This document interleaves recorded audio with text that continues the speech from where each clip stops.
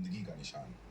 उस वक्त एक दिन अल्लाह रब्बुल आलमीन ने अपने तमाम फरिश्तों को हुक्म दिया, ऐ मेरे फरिश्तों, मेरे अर्श अजीम के करीब सब इकट्ठा हो जाओ। अल्लाह रब्बुल आलमीन का हुक्म मिलते ही बेहिसाब फरिश्ते रोशनी की तरह चमकते हुए उस जगह हाजिर हो गए। तब अल्लाह ताला ने फरमाया, मैं जमीन पर अपना एक नुमाइंदा भेजना चाहता हूँ। ये सुनकर फरिश्ते हैरान हो गए। उनकी पेशानियों पर सवाल थे और दिलों में तज्जुब। उन्होंने अदब से अर्ज किया, ऐ हमारे परवरदिगार, क्या आप ऐसी मखलूक को जमीन पर भेजना चाहते हैं जो वहां फसाद करेगी, खून खराबा मचाएगी? हालांकि हम तो हर वक्त आपकी तस्बीह और इबादत में मशगूल रहते हैं, फिर नया खलीफा बनाने की क्या जरूरत है? उनकी बात सुनकर अल्लाह रब्बुल आलमीन ने फरमाया, ऐ मेरे फरिश्तों, मैं वो जानता हूं जो तुम नहीं जानते। कौन मेरी इबादत करेगा और कौन नाफरमानी, इसका इल्म सिर्फ मेरे पास है। मैंने तुमसे मशवरा नहीं मांगा, सिर्फ बताया है। अल्लाह ताला की ये बात सुनते ही फरिश्तों के दिल कांप उठे। उन्होंने अपनी गलती महसूस की और फौरन तौबा कर लिया। फिर सजदे में गिरकर अल्लाह से माफी मांग ली। फिर अल्लाह ताला ने अपने 4 अजीम फरिश्तों को बुलाया, हजरत जिब्राइल, हजरत मिकाइल, हजरत इसराफील और हजरत इजराइल अलैहिस्सलाम। हुक्म मिलते ही अल्लाह रब्बुल आलमीन की बारगाह में हाजिर हुए। सबसे पहले अल्लाह ने हजरत जिब्राइल अलैहिस्सलाम को हुक्म दिया, ऐ जिब्राइल, जमीन पर जाओ और वहां से एक मुट्ठी मिट्टी लेकर आओ, जिससे मैं अपना खलीफा पैदा करूंगा। हजरत इजराइल अलैहिस्सलाम जमीन पर तशरीफ लाए और मिट्टी उठाने लगे, मगर मिट्टी रोने लगी। गिड़गिड़ा कर बोली, ऐ जिब्राइल, मुझे कहां ले जा रहे हो? जिब्राइल अलैहिस्सलाम ने फरमाया, मैं तुम्हें अल्लाह के पास ले जा रहा हूं। वो तुमसे एक ऐसी मखलूक पैदा करेंगे जो जमीन पर उनका नुमाइंदा होगी। ये सुनते ही मिट्टी और ज्यादा रोने लगी और बोली, ऐ जिब्राइल, मुझे मत ले जाओ। मुझसे जिन इंसानों को पैदा किया जाएगा वो अल्लाह की नाफरमानी करेंगे। फिर जब अल्लाह का अजाब उतरेगा तो मैं भी तो उनके जिस्म में रहूंगी।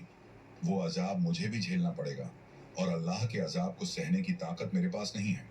मेरी तरफ से अल्लाह से माफी मांग लेना।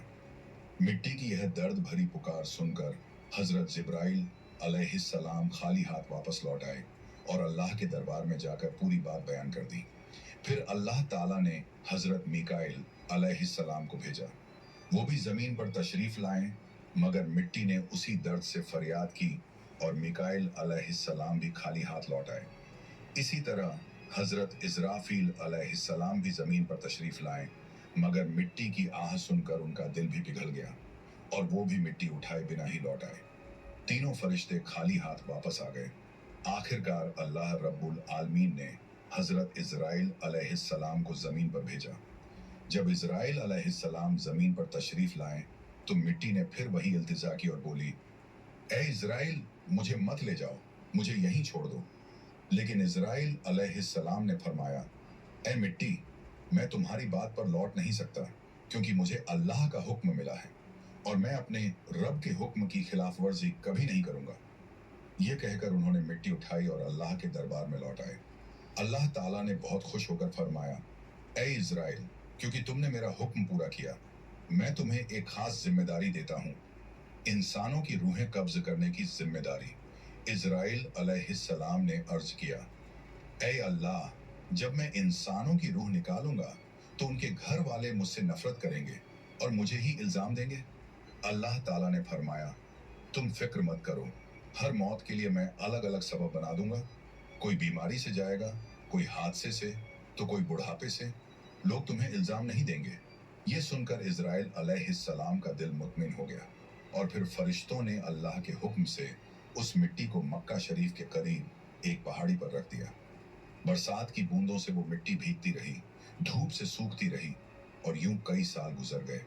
आखिर अल्लाह की कुदरत से उसी मिट्टी से हजरत आदम अलैहिस्सलाम का पुतला बन गया। अल्लाह ने फरिश्तों को हुक्म दिया, इस जिस्म को जन्नत में ले जाओ। फरिश्तों ने अदब से हुक्म माना और आदम अलैहिस्सलाम के जिस्म मुबारक को उठाकर जन्नत में ले गए और फिर लंबे अरसे तक वो जिस्म वहीं पड़ा रहा, बिना रूह के, बिल्कुल बेजान। फरिश्ते उसके करीब आते और उसे गौर से देखकर कहते, यही है वो जिस्म, यही होगा अल्लाह ताला का खलीफा जमीन पर। मगर फरिश्तों का सरदार आजजील जो उस वक्त तक शैतान नहीं बना था, वो हमेशा हंसता, ताने मारता और आदम अलैहिस्सलाम के जिस्म का मजाक उड़ाता। वो सरदार था, इसलिए कोई फरिश्ता उसे कुछ कहने की हिम्मत नहीं करता। फिर अल्लाह रब्बुल आलमीन ने अपने चारों अजीम फरिश्तों हजरत जिब्राइल, हजरत मिकाइल, हजरत इजराफील और हजरत इजराइल अलैहिस्सलाम को बुलाया और फरमाया, ऐ मेरे फरिश्तों, तुम अर्श अजीम पर जाओ और वहां से आदम अलैहिस्सलाम की रूह लेकर आओ, फिर उसे उनके जिस्म में दाखिल कर दो।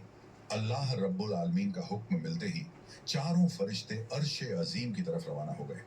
उन्होंने आदम अलैहिस्सलाम की मुबारक रूह को कीमती हीरे जवाहरात से सजे एक खूबसूरत प्याले में रखा और अदब के साथ उनके जिस्म के पास ले आए। उस वक्त आसमान के तमाम फरिश्ते खुशी से झूम उठे। हर तरफ नूर ही नूर था। सब मिलकर उस पाक मौके में शरीक हुए। लेकिन वही अजाजील, जो बाद में इब्लीस बना, अल्लाह के इस फैसले से बिल्कुल खुश नहीं था। उसके दिल में तकब्बुर की चिंगारी सुलगने लगी थी। फिर अल्लाह ताला ने हुक्म दिया, ऐ आदम, अब रूह तेरे जिस्म में दाखिल हो जाए। और बस उसी लम्हे आदम अलैहिस्सलाम की रूह उनके जिस्म मुबारक में दाखिल कर दी गई। जैसे ही रूह ने जिस्म को छुआ, उनके अंग अंग में जान दौड़ गई। उनकी आंखें खुली, हाथ पांव हिले और जिस्म जिंदा हो गया। धीरे धीरे वो उठकर बैठ गए और उनकी जबान से पहली सदा निकली, अल्हम्दुलिल्लाह। ये लफ्ज